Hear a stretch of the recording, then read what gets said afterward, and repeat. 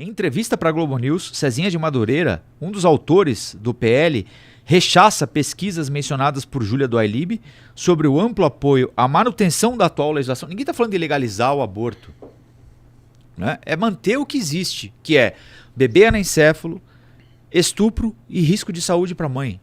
São as únicas possibilidades legais de fazer um aborto. Dizendo que há pesquisas que confirmam a intenção da brasileira e do brasileiro de manter as coisas como estão, o deputado disse que tem uma pesquisa mais precisa. Sabe qual é? Não. A Bíblia.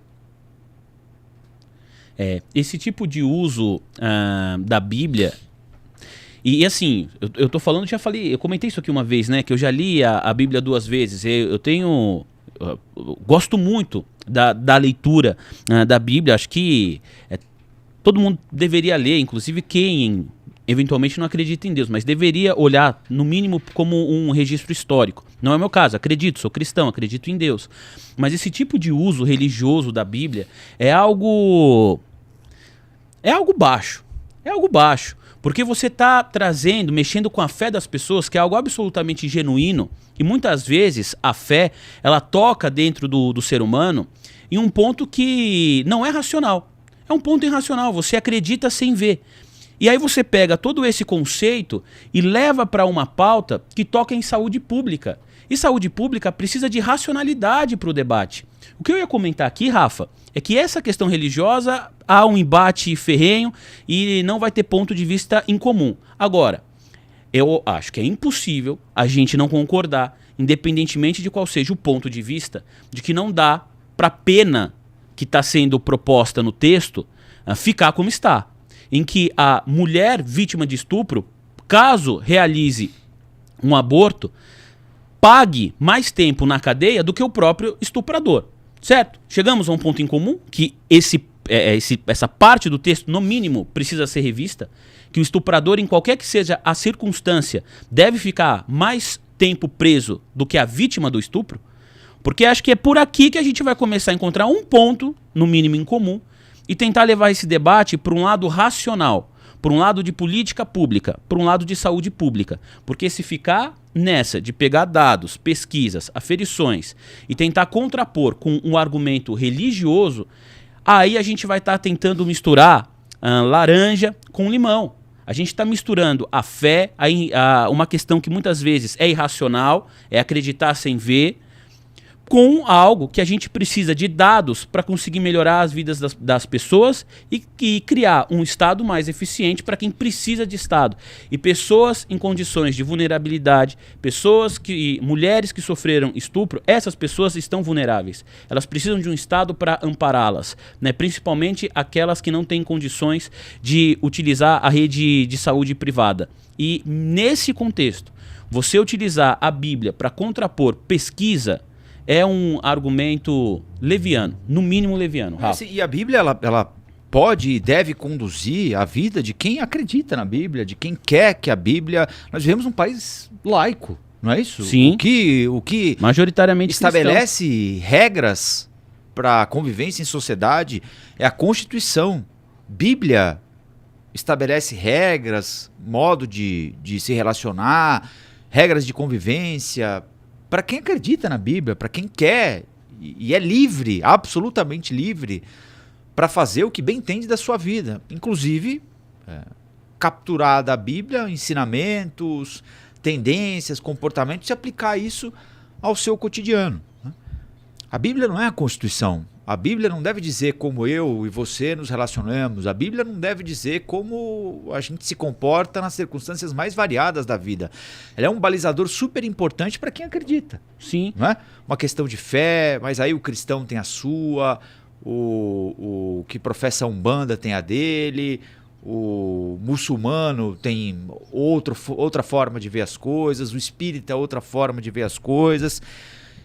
E pairando sobre convicções religiosas, pessoais ou de qualquer outra matiz, está a Constituição, que trata o ateu e o crente da mesma maneira. Me parece o básico e o óbvio, né?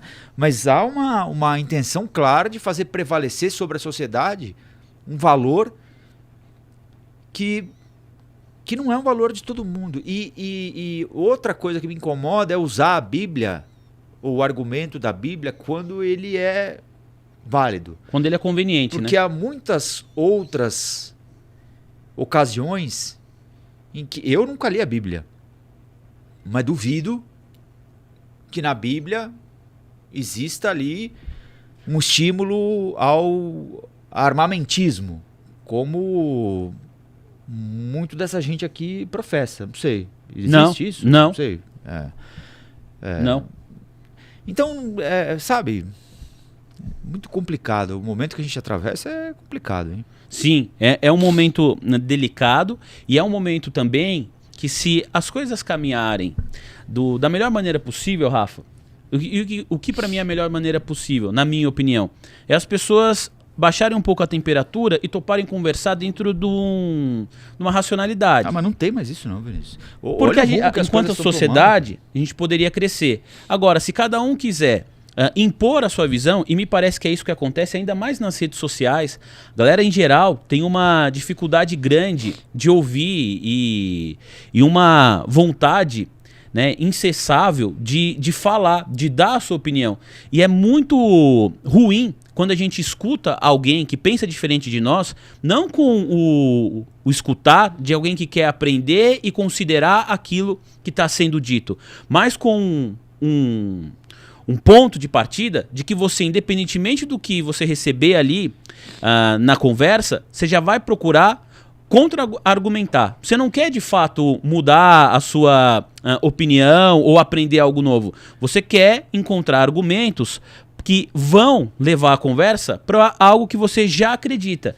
E eu vejo que a gente caminha para isso, o que é absolutamente prejudicial. No fim das contas, a sociedade cresce quando a gente tem pessoas que pensam diferentes, mas com capacidade para dialogar e sair dali algo em comum que vai fazer bem para os dois lados. Não necessariamente um convencimento de qualquer parte. Agora a gente está perdendo essa capacidade de diálogo, Rafa. É isso aí.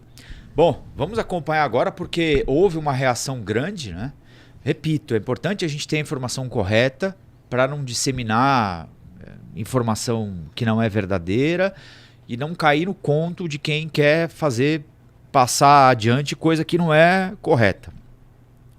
Não há legalização do aborto em vista. O que esses deputados querem fazer é alterar o que já está previsto na lei. Nada foi proposto para alterar o que já está previsto na lei, que é aborto de bebê anencéfalo, ou seja, bebê com má formação cerebral, risco de morte para a mãe e estupro. São essas as únicas 3 possibilidades em que o aborto é legal. Não há nenhuma tentativa de mexer nisso, ou não havia nenhuma tentativa de mexer nisso para estimular, para facilitar o cometimento do aborto. Nada. Absolutamente nada.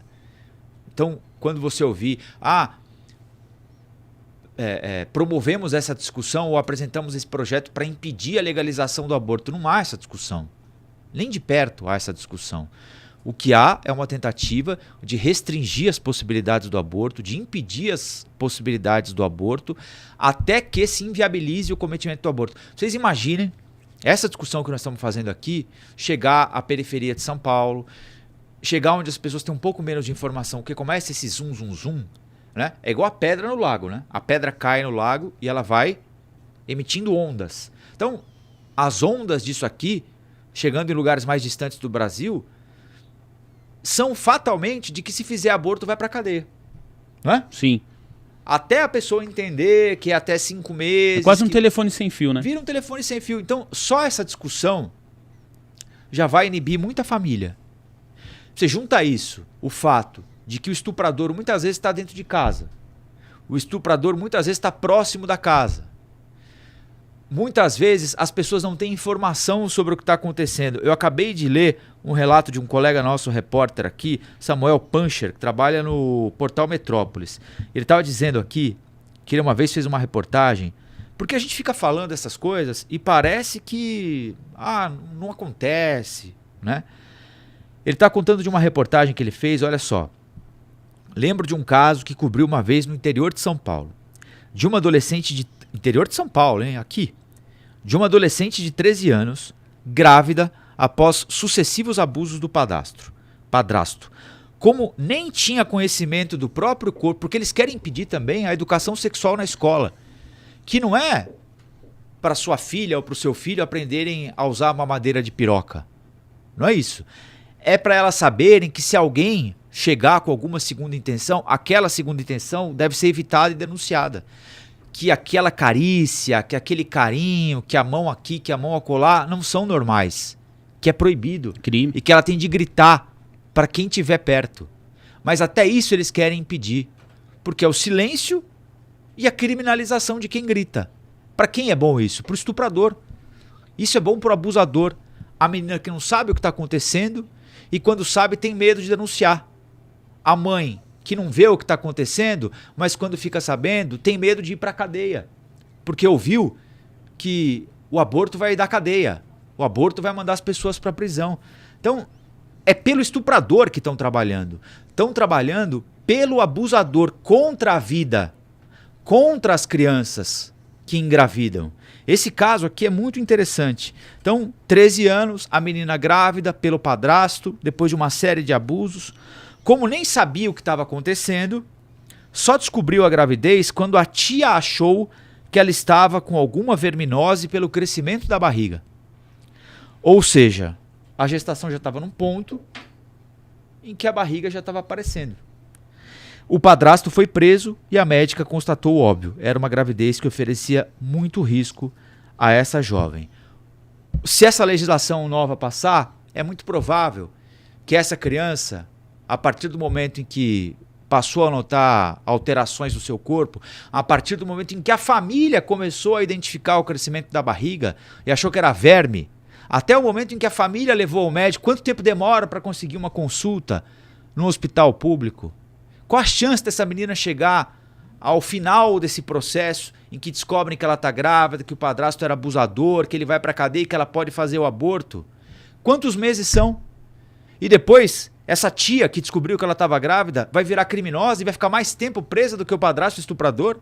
É isso que esse pessoal está propondo. É isso que esse pessoal quer. É tirar ainda mais a informação, proibindo a educação sexual, impedindo que as pessoas saibam o que está acontecendo, ou seja, protegendo o sigilo do estuprador, protegendo o escuro, protegendo a falta de informação e depois criminalizando o resultado disso. Então vamos ficar atentos. Isso não é pauta de abortista, não é discurso de esquerdista, pelo amor de Deus, minha gente.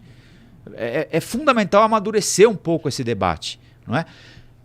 Quem entende que o aborto deve ser recusado em qualquer circunstância, com bebê anencéfalo, que a gravidez deve seguir, mesmo com risco de morte para a mãe, que caso de estupro, o bebê deve nascer mesmo em caso de estupro, que tome isso para a sua vida em particular, para a vida da sua família, para a vida daqueles que convivem consigo. E aí, cada um é responsável pelos seus atos.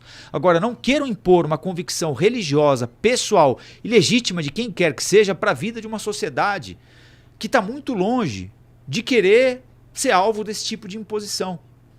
O que a gente tem de pensar é na vida de quem, como essa menina aqui, precisa ser preservada. Né? É nisso aqui que a gente tem. Quem, depois que nasce, não tem vida mais? Porque a impressão que dá é essa. Né? O cara se preocupa com você até você vir ao mundo. Quando você veio ao mundo, aí podem te estuprar, podem te deixar com fome, podem tirar sua casa, podem te submeter, não querem que você se vacine, podem te submeter a qualquer tipo de abuso, você pode passar frio, você pode ver suas coisas queimarem num incêndio, não ter para onde ir, você pode ver seu pai ficar desempregado, você pode não ter vaga na creche, você pode não ter vaga em escola, aí tudo bem. Aí, não, mas tem até sair da barriga da mãe, proteção à vida. Né? Eu confesso que não consigo entender. Olá, aqui é o Rafael Colombo. Gostou do que acabou de assistir? Se inscreva no canal Cortes do Flow News para os melhores momentos. Quer acompanhar os nossos programas na íntegra? Então se inscreva no nosso canal oficial Flow News.